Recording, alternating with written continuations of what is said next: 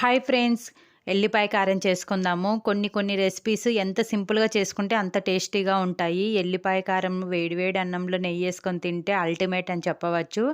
చాలా సింపుల్‌గా కూడా చేసుకోవచ్చు. సో, దీనికోసము 3 టేబుల్ స్పూన్ల కారము అండ్ 1 స్పూన్ జీలకర్ర, 1 స్పూన్ వరకు కల్లుప్పు, కాడలు మాత్రమే తీసేసి ఒక 10, 15 ఎల్లుల్లి వేసుకోవాలి. కల్లుప్పు మాత్రం మిస్ చేయకుండా వేసుకోండి. ఇది కోర్స్‌గా గ్రైండ్ చేసుకొని తాలింపు కోసము 2 టేబుల్ స్పూన్ల ఆయిలు, తాలింపు దినుసులు, కరివేపాకు, ఎండుమిర్చి వేసుకొని కరివేపాకు క్రిస్పీగా అయ్యేంత వరకు తాలింపు వేయించుకోవాలి. ఇలా వేగిన తర్వాత ఎల్లిపాయ కారం వేసుకొని లో ఫ్లేమ్‌లో 2 మినిట్స్ మగ్గించుకుంటే మనకి ఎల్లిపాయ కారం అనేది రెడీ అయిపోతుంది. ఇలా తాలింపు పెట్టుకోకుండా డైరెక్ట్ జస్ట్ మిక్సీ పట్టేసుకొని కూడా తినేసేయొచ్చు. అలా కూడా చాలా బావుంటుంది. వేడి వేడి అన్నంలో ఇది వేసుకొని నెయ్యేసుకొని తింటే అల్టిమేట్ అని చెప్పవచ్చు. చాలా బావుంటుంది.